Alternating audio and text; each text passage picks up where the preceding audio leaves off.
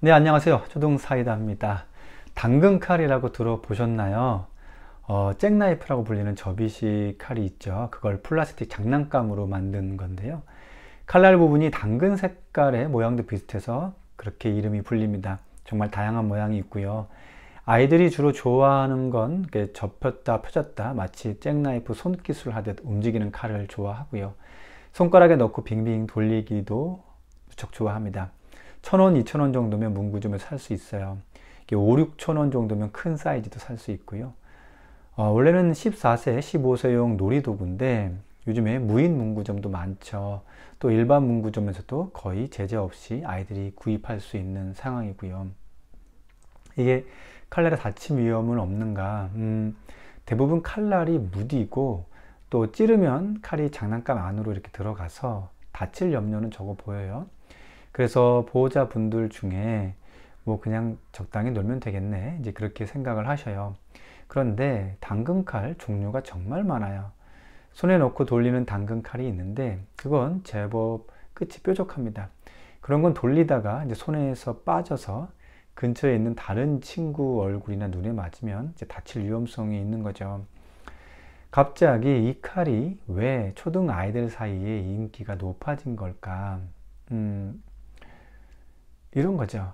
일단은 쉽게 살 수 있는 환경이 되고요. 그리고 제 생각에 직접적인 확산에 영향을 준 건 무엇보다도 아이들이 주로 이용하는 틱톡 영상입니다. 아이들은 짤이라고 하는데 이 틱톡에 당근칼 기술이라고 검색을 하면 짧은 영상들이 꽤 많이 올라와요. 아이들이 그 영상을 보면서 간지나는 기술을 쓴다 이렇게 표현을 하는데 그걸 보고 따라서 연습하는 게 유행처럼 퍼지면서 인기가 많아졌습니다. 자신도 뭔가 멋지게 표현하고 싶은 거죠. 이게 될 듯 말 듯 하면서 반복해서 연습을 해야 되는데 그 과정이 아이들에게 계속 자극이 돼서 이제 손으로 만지고 있는 시간이 많아지는 거죠. 교실에서 이런 당근칼로 손기술 연습하는 아이들이 있나요? 예, 있었죠. 있었습니다. 저는 처음에 이게 손기술을 연습할 때 당근칼인 줄 몰랐어요. 무슨 변신 로봇 같은 건 줄 알았어요. 로봇팔 같은 게 쫙 펼쳐지면서 나오는 뭐 그런 걸 그냥 가지고 노는 줄 알았죠. 그런데 그렇게 손기술을 연습하다가 갑자기 그걸로 자기 가슴을 찌르는 그런 흉내를 내면서 하면서 이제 쓰러지는 거예요. 그때서야 이게 장난감 칼인 걸 알았죠. 이 손기술의 마지막 단계가 자살놀이 같은 걸 하는 걸 보면서 안 되겠다 싶어서 이제 학교에 가져오지 말라고 얘기한 기억이 있어요. 뉴스에서는 다른 친구를 여러 번 찌르고 베는 그런 놀이를 한다고 표현하더라고요. 우리 반에서는 직접 보지는 못했고요. 한두 번 찌르는 흉내 정도 내는 거는 본 적이 있어요. 제가 주로 많이 목격한 거는 이렇게 손기술 연습하는 걸 자주 봤습니다. 이게 고학년이 아닌 3학년 아이들 중에도 하는 아이가 있다는 얘기를 들었고요. 누가 얼마나 더 멋지게 칼집을 돌렸다가 펼쳤다가 접는 과정까지 이렇게 한 번에 연결시키는가 이런 걸 아이들끼리 살펴보는 것 같아요. 이게 칼로 찌르는 건 하지 말라고 하면 금방 멈추고 가방에 넣었는데 이 손기술 연습하는 건 하지 말라고 주의를 줘도 화장실 같은 데서 모여서 몰래 자주 연습을 하는 모습을 볼 수가 있었죠. 폭력적인 장면을 흉내내는 거 안 좋은 건 맞는데 한편 아빠들이 생각할 때 이런 생각이 들 수도 있을 것 같아요. 우리가 어릴 때 총싸움하고 뭐 칼싸움하고 많이들 놀았거든요. 뭐 그냥 애들 놀인데 뭐 안전하기만 하면 되는 거 아니야? 라고요. 사실 저도 순간 이제 고민이 들기는 했습니다. 이제 기억을 되짚어 보면 제가 초등 시절에는 화약총이 유행이었어요. 이제 서부 영화 같은 걸 보고 나면 문방구에 달려가서 화약총을 사서 골목을 돌아다니면서 이제 총싸움도 하고 뭐 서부 영화 주인공처럼 장난감 권총을 손가락에 넣고 빙빙 돌리다가 허리춤에 집어넣는 거 연습도 하고 막 그랬거든요. 제가 그렇게 놓을 때 이제 동네 형들은 이소룡 흉내낸다고 이제 쌍절곤 휘두르다가 이제 자기 몸에 맞고는 막 그랬죠. 예. 물론 그때 어른들이 조심해서 놀아라 라고는 했지만 지금처럼 못하게 하지는 않았던 걸로 기억을 해요. 지금 엄마 커뮤니티 같은 데서 이제 당근칼 관련 많은 염려가 올라오고 있고 또 실제 많은 초등학교에서 안내문으로 당근칼을 금지하고 있어요. 실제 일부 교육청에서는 학교에서 이제 관련해서 금지하도록 지침도 내려진 상황이고요. 왜 이 사안에 대해서는 이렇게 어른들이 강하게 염려하는 걸까? 이런 겁니다. 일단 불안감이 가장 크죠. 또 더군다나 최근 묻지마 범죄가 자주 있었고요. 우리 아이가 행여 그런 모습으로 성장하지 않을까에 대한 염려도 있어요. 그리고 일단 칼로 마구 찌르는 듯한 흉내를 내는 것 자체가 일반적인 상식 수준에서 아무리 놀이라고 해도 받아들이기 어려운 부분인 거죠. 단순히 놀이에 폭력성이 가미되어 있다는 것만으로 놀지 못하게 하는 건 무리가 있어요. 놀이를 통해 내면의 폭력성을 안전하게 풀어내는 긍정적인 역할도 있거든요. 그런데 지금 요즘 아이들이 보이는 그러한 당근칼 놀이는 그런 긍정적인 역할을 기대하기에는 무리가 있다는 판단이 들어요.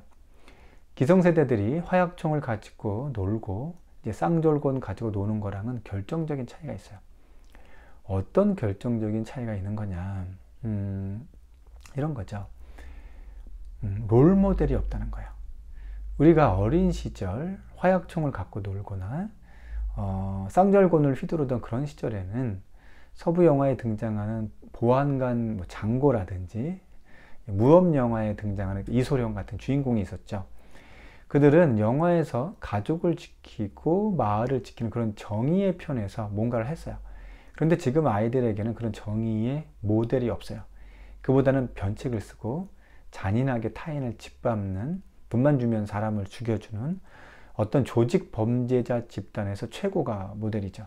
일반인이 납득하기 어려운 소시오패스적인 모습을 보이는 사람들의 묻지마 범죄를 다루는 드라마나 영화, 어떤 사건들 속에서 그냥 혹은 심심해서 사람을 죽이는 모습이, 그것도 온몸을 막 도망내거나 막 찌르면서 난도질하는 모습이 모델이 되는 상황이에요.